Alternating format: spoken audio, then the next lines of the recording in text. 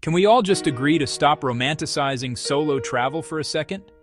That whole eat, pray, love fantasy of finding yourself on a mountaintop? It often ends with a lot of lonely dinners and a brain so fried from making decisions you can't even choose a flavor of gelato. And group travel? Let's be honest.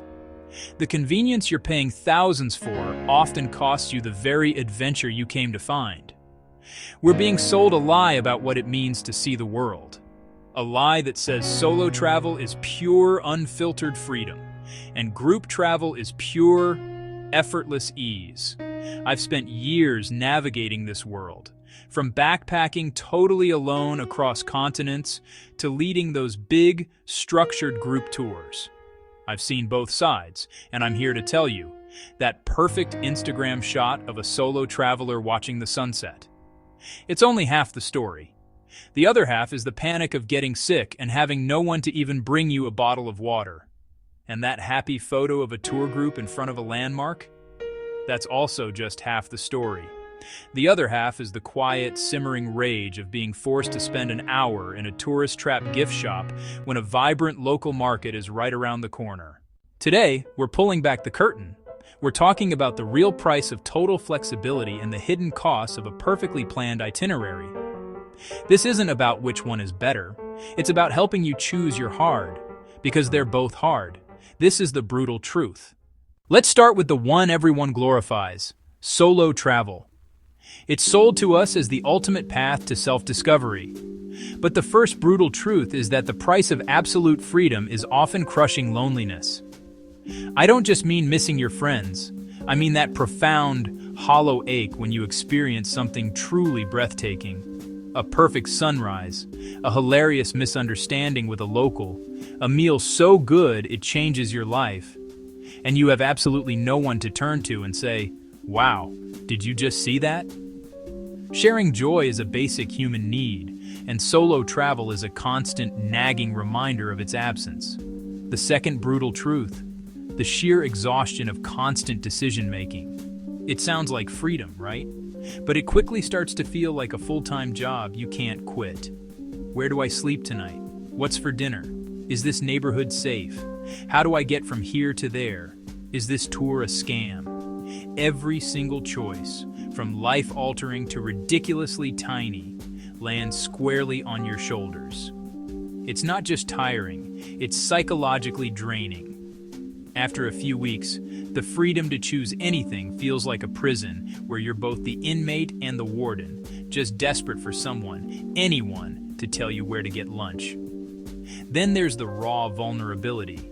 Look, safety is a low-level hum of anxiety for any traveler. But when you're alone, that volume gets cranked way up. There's no one to watch your bag when you run to the bathroom. No one to help if you get sick or twisted your ankle in a foreign country. No one to be your second set of eyes walking home at night. You are a single point of failure. If something goes wrong, it's 100% on you to fix it, and that is a heavy weight to carry through unfamiliar streets. And finally, let's talk cash. People think solo travel is cheaper. It's often not. You get slammed with the single supplement. Basically, a penalty for not having a partner to split a room or tour with. You can't buy food in bulk or share a taxi to the airport without feeling awkward.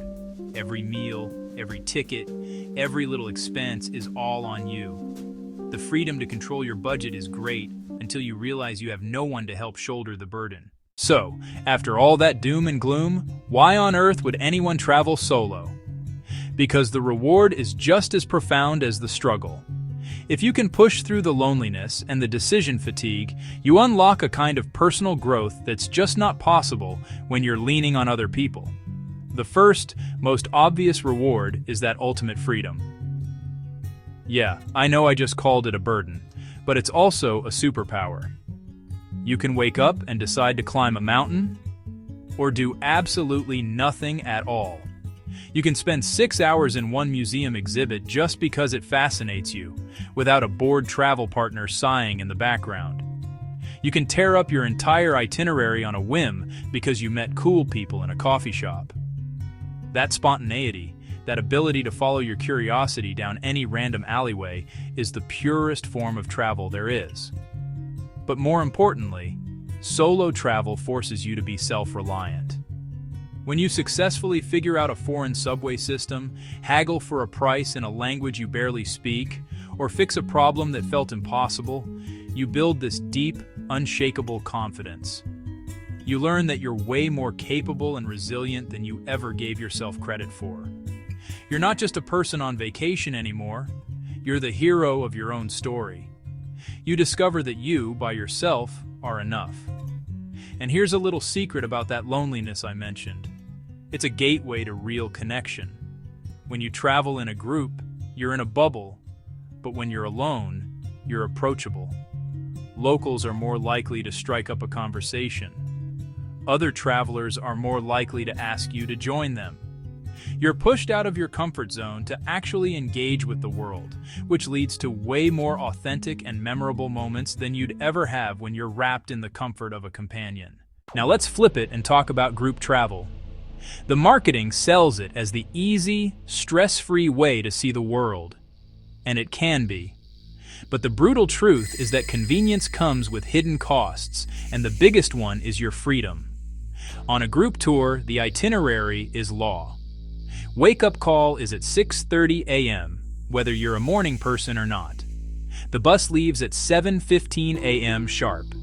You will have exactly 45 minutes at this temple before being herded to a pre-approved souvenir shop. Fall in love with a charming side street or a quiet cafe? Too bad. The schedule is king, and you are its humble subject.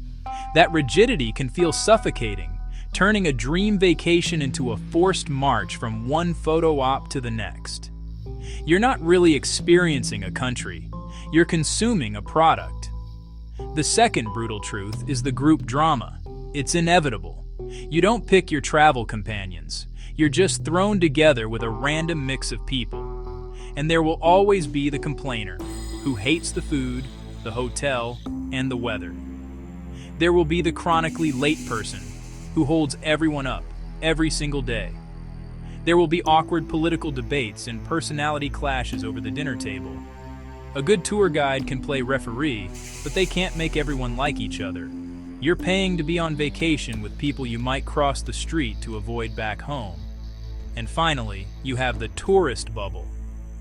Group tours often shield you from any real, authentic taste of your destination. You're shuttled from a tourist hotspot to a tourist-friendly restaurant on an air-conditioned bus. You become an observer, not a participant. You're insulated from the chaos, the mess, and the real beauty of a place. The convenience of the bubble is also its curse. It keeps the bad stuff out, but it also keeps the best, most authentic stuff from ever getting in.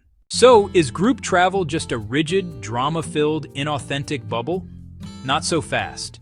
Dismissing it completely ignores the very real, very powerful reasons why it's sometimes the smartest move you can make. The single biggest reward is the reduced mental load.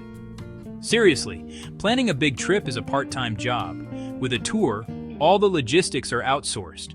Flights, hotels, transport, tickets, it's all handled. That is an incredible luxury. It lets you just show up and actually experience the place, without the stress of juggling a dozen moving parts. For first-time travelers, busy professionals, or anyone headed to a place with big language or safety barriers, this isn't just a perk. It's the one thing that makes the trip possible. Next, you get an instant community. While solo travel can be incredibly lonely, a group tour gives you a built-in social circle from day one. You have people to share meals with, people to take your photo, and people to share those wow moments with. These shared experiences can forge surprisingly fast and intense friendships. Surviving a tough hike or a ridiculously long bus ride together creates a unique bond. For social butterflies, or just anyone who dreads the idea of being alone for 2 weeks, this is a huge win. And let's not forget the very real benefit of safety in numbers. Traveling with a group makes you a much less appealing target for petty crime and scams.